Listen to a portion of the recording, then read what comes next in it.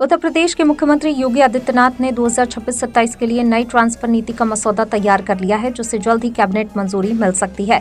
इस नीति के तहत एक ही जिले में 3 साल और मंडल में 7 साल से जमे अधिकारियों और कर्मचारियों का तबादला अनिवार्य होगा। सरकार का उद्देश्य प्रशासन को पारदर्शी और प्रभावी बनाना है। समूह क और ख के 20% और ग और घ के 10% तक तबादले होंगे। वहीं दिव्यांग कर्मचारियों और उनके आश्रितों को इस नीति में विशेष राहत और प्राथमिकता देने का प्रावधान रखा गया है। सपा प्रमुख अखिलेश यादव और बीजेपी नेता स्मृति ईरानी के बीच जुबानी जंग तेज हो गई है। सास बहू वाले तंज पर पलटवार करते हुए स्मृति ईरानी ने अखिलेश को कन्नौज छोड़ गोरखपुर से चुनाव लड़ने की खुली चुनौती दी। उन्होंने अमेठी में राहुल गांधी को हराने का जिक्र कर खुद की मेहनत गिनाई। ईरानी ने कहा कि राजनीति विरासत से नहीं मेहनत से बनती है। वहीं अखिलेश ने शायराना अंदाज में जवाब देकर सियासी तकरार को और गर्मा दिया। दोनों नेताओं के बीच बयानबाजी अब चर्चा का बड़ा विषय बन गई है। उत्तर प्रदेश में आंगनवाड़ी भर्ती 2026 को लेकर बड़ी खबर सामने आई। संभल जिले में आंगनवाड़ी वर्कर की कई पदों पर सीधी भर्ती निकाली गई है। इस भर्ती में 12वीं पास महिलाएं बिना किसी लिखित परीक्षा के आवेदन कर सकती हैं। चयन पूरी तरह मेरिट के आधार पर होगा। इच्छुक उम्मीदवार 5 मई 2026 तक आधिकारिक वेबसाइट पर जाकर ऑनलाइन आवेदन कर सकती हैं। ये भर्ती बाल विकास सेवा एवं पुष्टाहार विभाग के तहत निकाली गई है, जो महिलाओं के लिए रोजगार का सुनहरा अवसर मानी जा रही है। उत्तर प्रदेश के आगरा में आयुष क्षेत्र को बड़ा बढ़ावा मिलने जा रहा है। रुनकता क्षेत्र में प्रदेश का पहला institute of Ayush medical sciences and hospital बनाया जाएगा। करीब 400 बेड वाले इस अस्पताल में आयुर्वेद, होम्योपैथी, यूनानी और योग चिकित्सा की सुविधाएं मिलेंगी। यहां कैंसर, किडनी, लिवर और हृदय रोगों का बिना सर्जरी इलाज किया जाएगा। 14 एकड़ जमीन पर बनने वाले संस्थान में ओपीडी, आईसीयू, लैब और रिसर्च सेंटर शामिल होंगे। केंद्र सरकार से मंजूरी मिलने के बाद ये प्रोजेक्ट आगरा को आयुष चिकित्सा का बड़ा हब बना सकता है।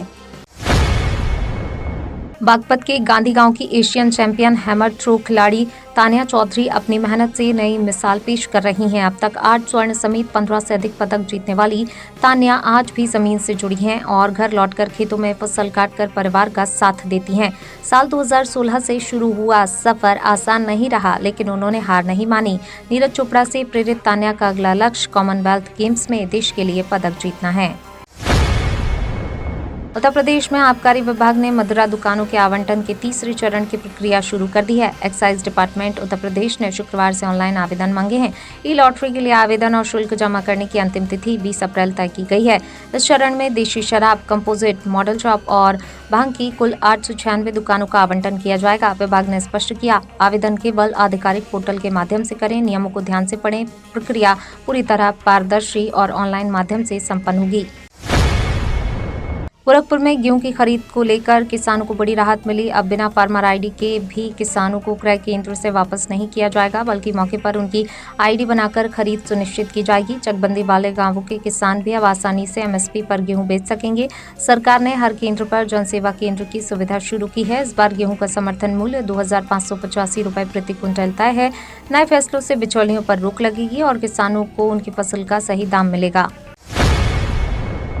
वेस्ट बंगाल विधानसभा चुनाव में बीजेपी ने पूरी ताकत झोंक दी है। प्रधानमंत्री नरेंद्र मोदी, गृह मंत्री अमित शाह के साथ यूपी के मुख्यमंत्री योगी आदित्यनाथ की भी जबरदस्त डिमांड है। योगी आदित्यनाथ शनिवार को कूच बिहार और जलपाईगुड़ी में जनसभाएं करेंगे और एक रोड शो भी करेंगे। 294 सीटों वाले इस चुनाव में 24 और 29 अप्रैल को मतदान होगा। बीजेपी उत्तर बंगाल में अपनी पकड़ मजबूत करने के लिए लगातार बड़े नेताओं की रैलियां कर रही है, जिससे चुनावी मुकाबला दिलचस्प हो गया है। उत्तर प्रदेश में 3 से 6 साल के बच्चों के लिए नई बाल वाटिका शिक्षा नीति लागू कर दी गई है, जिसे नेशनल एजुकेशन पॉलिसी 2020 के तहत तैयार किया गया है। इस पाठ्यक्रम में पंचकोश सिद्धांत के जरिए बच्चों की शारीरिक, मानसिक, सामाजिक और रचनात्मक विकास पर जोर दिया गया है। SCERT उत्तर प्रदेश ने चहक कदम और कलानकुर जैसी नई किताबें और गतिविधियां तैयार की हैं। इनमें खेल, कहानी, समूह गतिविधियों के माध्यम से सीखने पर फोकस किया गया है, जिससे बच्चों का समग्र विकास सुनिश्चित किया जा सके।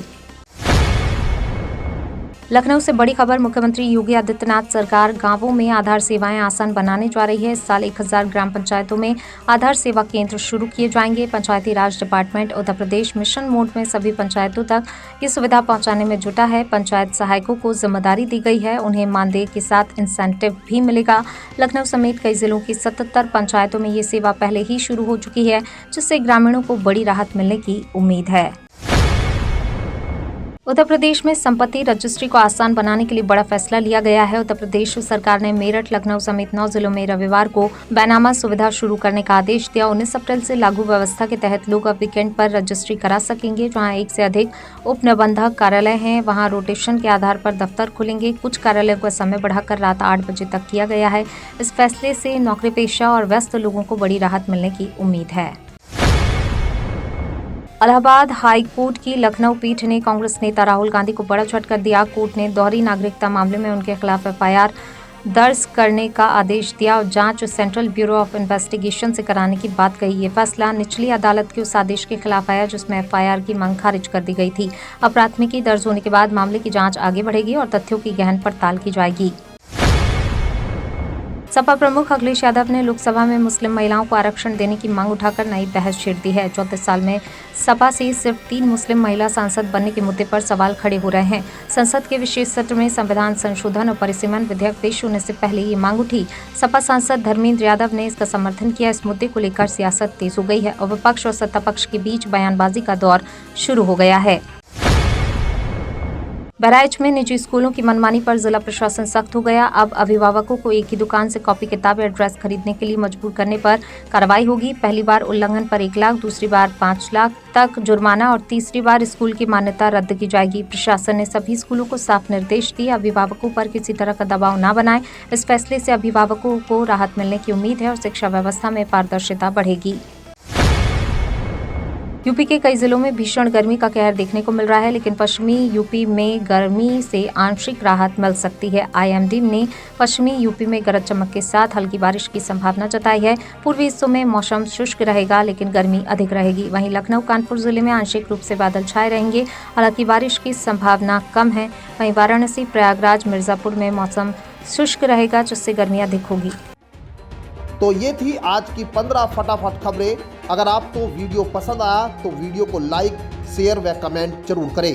धन्यवाद।